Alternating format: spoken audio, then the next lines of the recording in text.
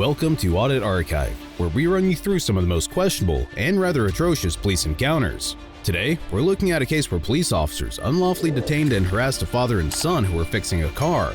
The officers even went as far as to arrest the father for no reason at all. They're now being sued. On June 10, 2019, a father, namely Roland Edger, and a stepson, namely Justin Newby, were both at his auto body shop in Huntsville, Alabama, when he received a call from one of his longtime clients, Kajal Ghosh, who owns a red Toyota Camry. The car was primarily driven by Mr. Ghosh's wife, who works as a teacher at a local church. Mr. Ghosh informed Mr. Edger that the car had broken down in the church parking lot and wanted Mr. Edger to fix the car.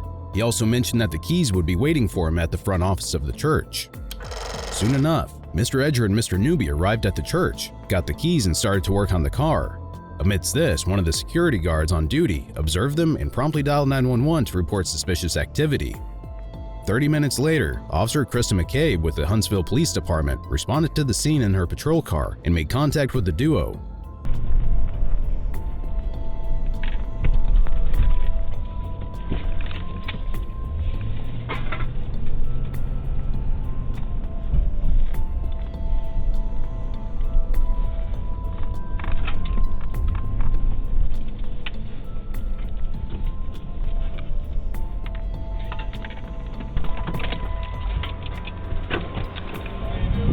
Good. How are y'all doing? I'm 36, I'm 4, 20. Spark. How you doing?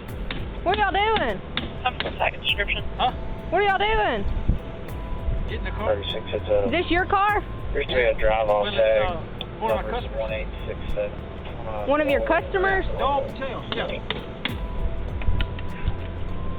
I was over here earlier. Whose car is that? That's mine. The black one? Yeah.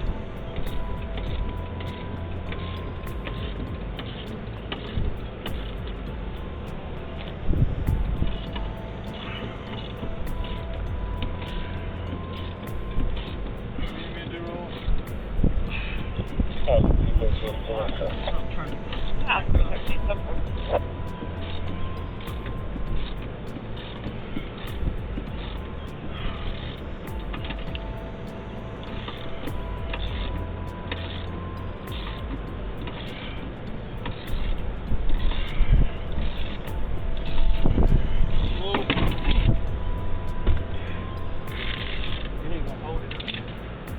So far into the encounter, we can see that Mr. Edger and Mr. Newby were working on the car just like the owner wanted them to.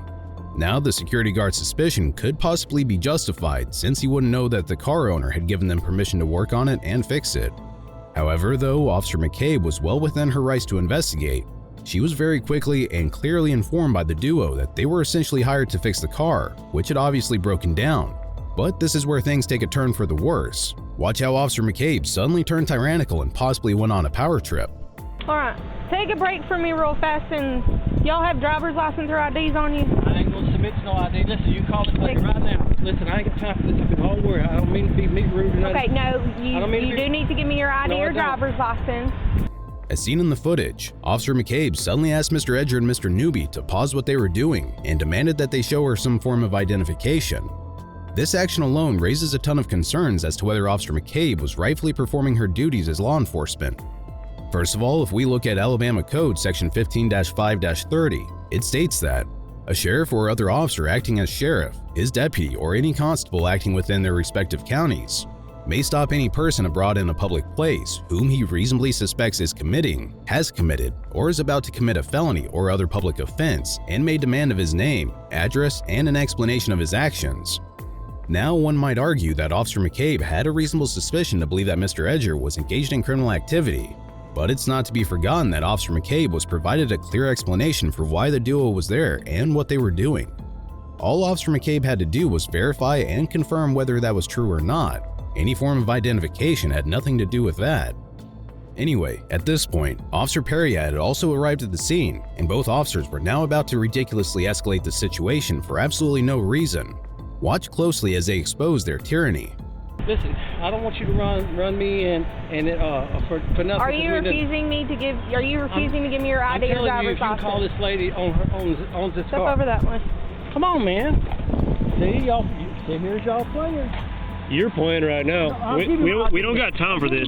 We really don't got time for this. Listen, dude. Man, y'all don't understand. You don't understand the law. I do. I got three officers. Three officers. Y'all know. Turn it the other way. Now, press my left arm up there, man. Whew.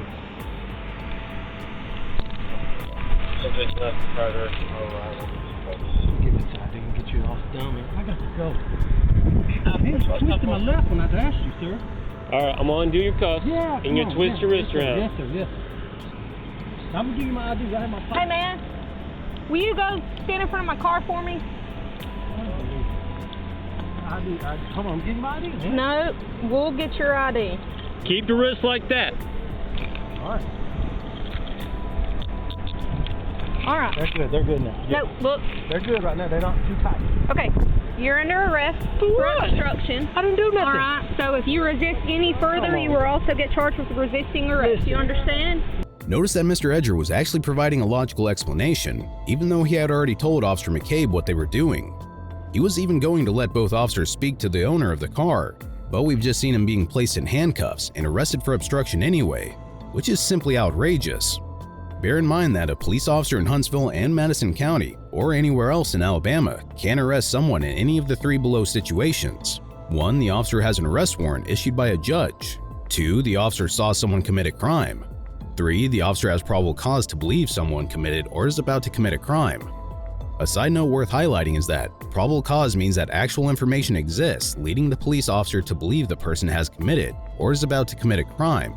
In other words, the police officer holds more than mere suspicion.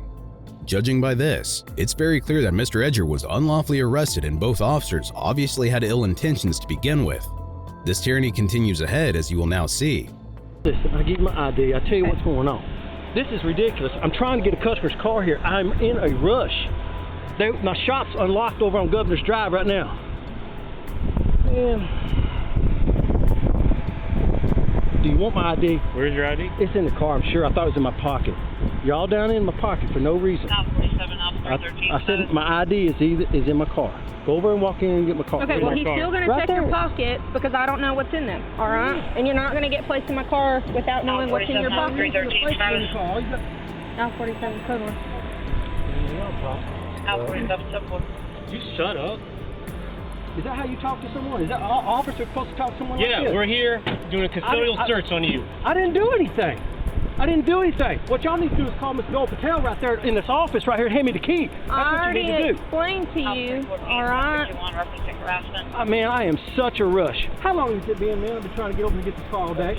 And then here, there it is. Okay. Look at it. 3821 Crane Drive. That's it right there. Is that all his pocket? I think she's having problems with her landlord who's making I got change and stuff like that. Come to the 1020. Pick them on the other side. Sure, come on. This ain't necessary. This ain't necessary. It is necessary. Called obstruction.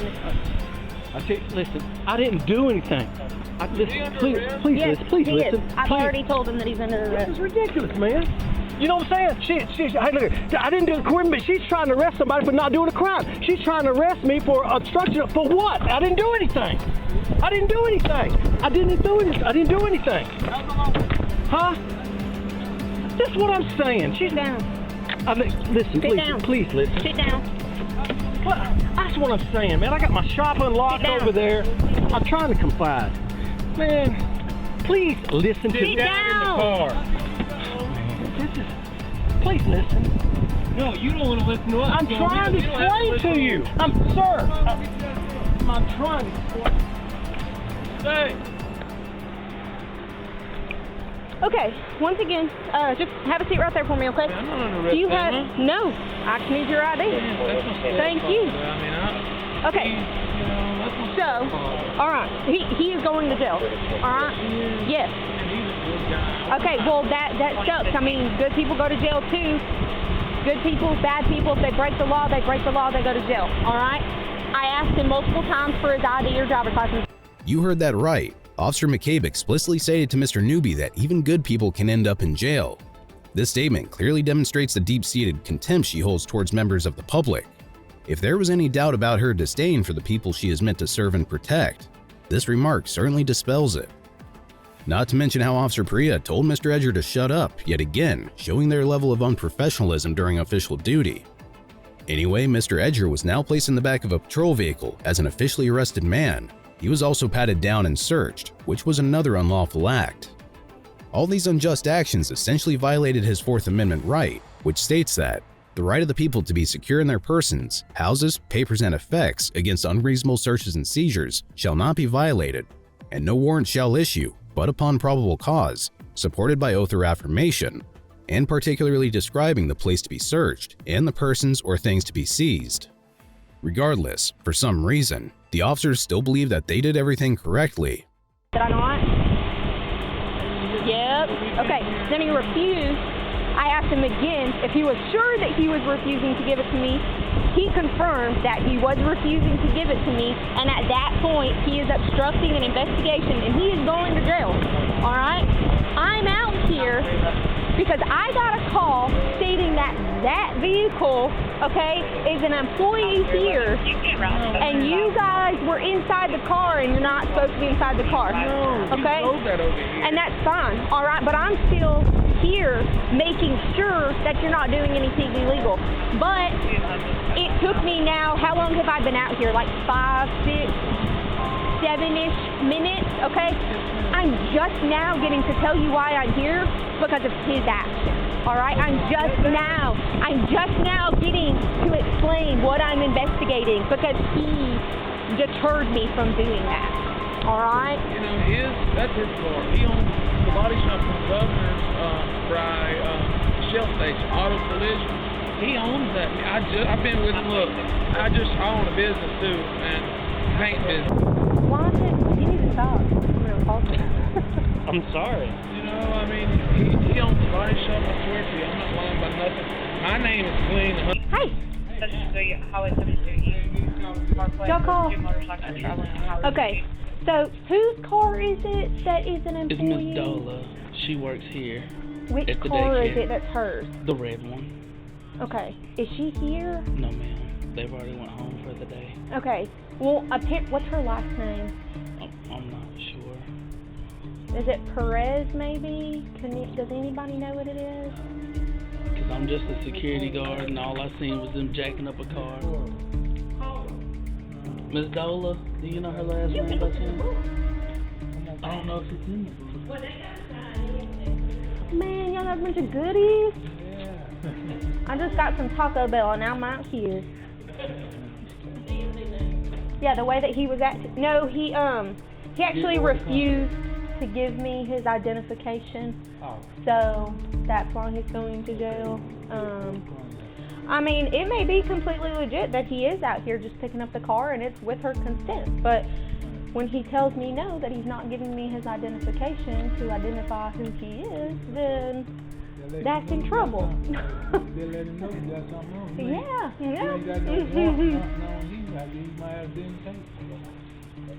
Now, as ridiculous as it sounds, we've just heard Officer McCabe admit that the only reason Mr. Edger was arrested is that he refused to identify himself. She even stated that what he was doing to the car was irrelevant. She was actually ready to believe that he had permission to work on the car, but continued to arrest him anyway, just because her ego was hurt when he refused to show ID. At this point, Officer McCabe was basically doing exactly what she should have done before even confronting Mr. Edger and Mr. Newby. For the following few minutes, she investigated the ordeal and tried to figure out whether the duo was actually allowed to do what they were doing. But again, whether they had permission or not was not even a reason for their arrest, so it goes to show how tyrannical Officer McCabe really was. Yeah, do y'all have her number? Yeah, if you can get in touch with him to get a number for her so I can talk to her and make sure these gentlemen are supposed to be.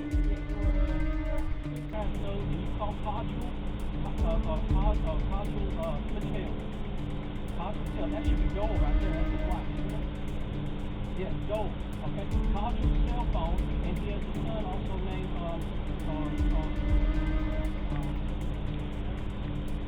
I don't know. It's in my phone too. Like I actually sold him that car several months back. That's why I was in Memphis. And that's the help him. take your password, you can dial right now and just say, hello, brother. You know, give me a guy who, Where's your phone at? no, one of the other officers got it, just like, you know,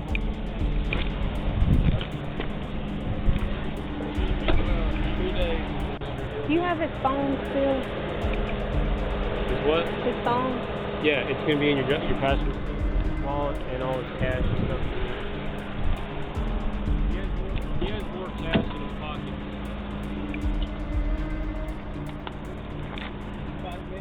Six 412. Are you 10-9? I'm sorry, are you 10-12?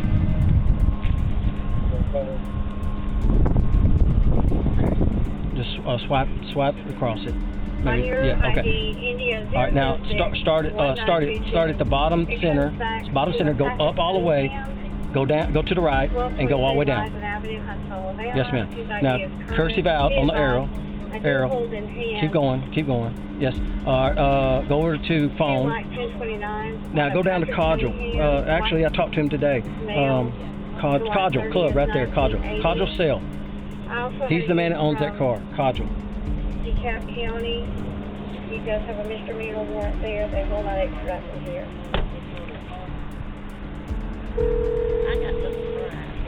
What was her name again? The teacher. He's talking to her. Oh, he's talking to her? He's talking to the man. Hello? One was speeding, one was a failure to appear. Yes, sir. This is Officer McCabe with HPD.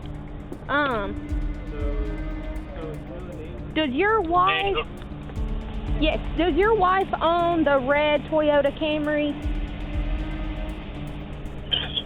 No, she has come home.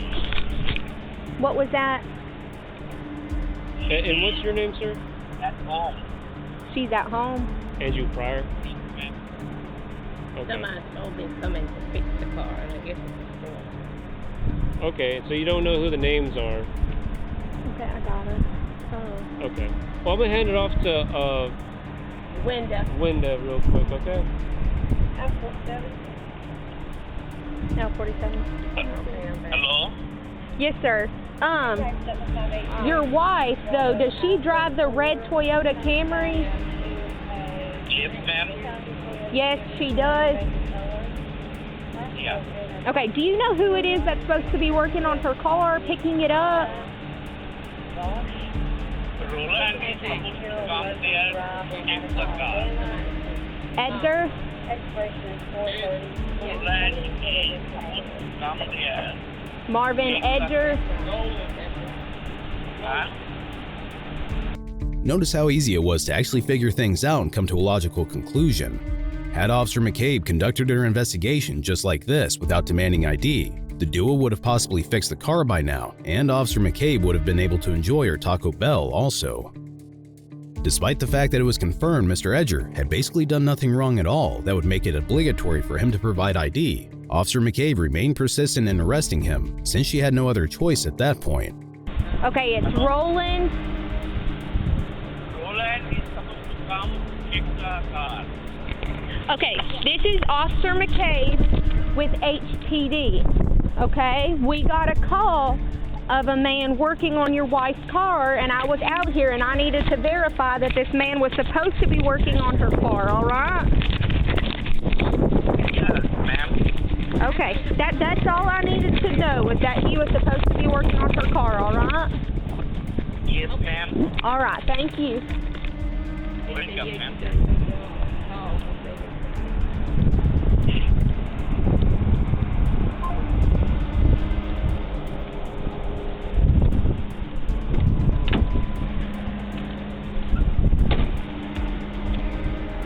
Okay, he's good. Yeah, they're both there. Okay, He wants to talk to him before it goes.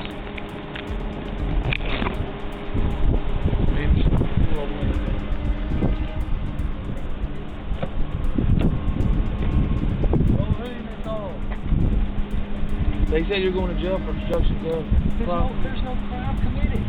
there is. You refused multiple times to identify yourself to me. Following this, Mr. Edger was transported down to the Madison County Jail, where he was processed and booked. Hello? No, hey, I know we're here now, and it's and you're not happy with me, but I'm very sorry. Okay. Look, if I get I'm that you're stressed stressed, all right, I get stressed too. But for future reference, I'm gonna put all your cash with your other cash, all right? My boss is he's gonna be what in the world, man? I am gonna keep your keys until you get booked in, all right? Is it that one? It's a big, massive thing. Like I said, all I would have done when I got there is get y'all's ID to see who you are, all right? I would have called, I'm not going to butcher his last name, all right? I'm not even going to try. I would have called that male, whoever car that was, okay? That's how it would have been. I would have called him. I would have verified that you're supposed to be there with the car, and I would have said, y'all have a great night, all right?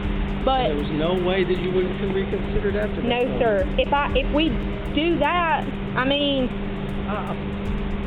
then everyone. Would you take a moment and just let me talk to you for a second here, though? I mean, we're already at the jail. All right, let's come over here. I'm gonna have a record. I never have a record, man. You could tell I'm not this kind of person. Who's the door right there? 4414. Whenever he opens the door back up. I do apologize. Again. Just look, future reference, like I said, if a cop asks you to identify yourself, just go in and give your ID. You know what? Looking back. And then when you said, you know what? Look at what. I don't need my name ran. I didn't want my name ran. Red flags. Okay? Well, I know. I understand. Nope, I mean that's not. Unless you had warrants, no one would even know that your name got ran. I didn't know that you have warrants. I don't know. Maybe it's because you saw. That guy looked me right in the face. Like he knows I'm right here. Maybe because I don't know. Maybe I don't know. I don't know either. Ultimately, Mr. Edger was charged with obstructing governmental operations. However, this bogus charge, as expected, was dropped soon after. The officers were not held accountable. Then on November 18, 2022, Mr. Edger filed a lawsuit against the Huntsville Police Department. A judge wrote that, while Edger certainly committed no crime, Officers McCabe and Perea had arguably and only arguably probable cause to arrest him as to one offense. Based on the foregoing reasons, Edger's motion for summary judgment is denied. The defendant's motions for summary judgment are granted. Edger's claims are dismissed with prejudice. In other words, the judge granted the officers qualified immunity and dismissed the lawsuit. However, upon appeal, federal judges rejected the officers' argument that they had probable cause to arrest Mr. Edger by quoting the Alabama code we've already discussed, which basically dispelled the confusion. As of the date of this recording, the case has been sent back to the district court where Mr. Edger will likely be awarded a big settlement. No further updates have been made as of now. Be sure to check out our previous video where we cover another outrageous police encounter.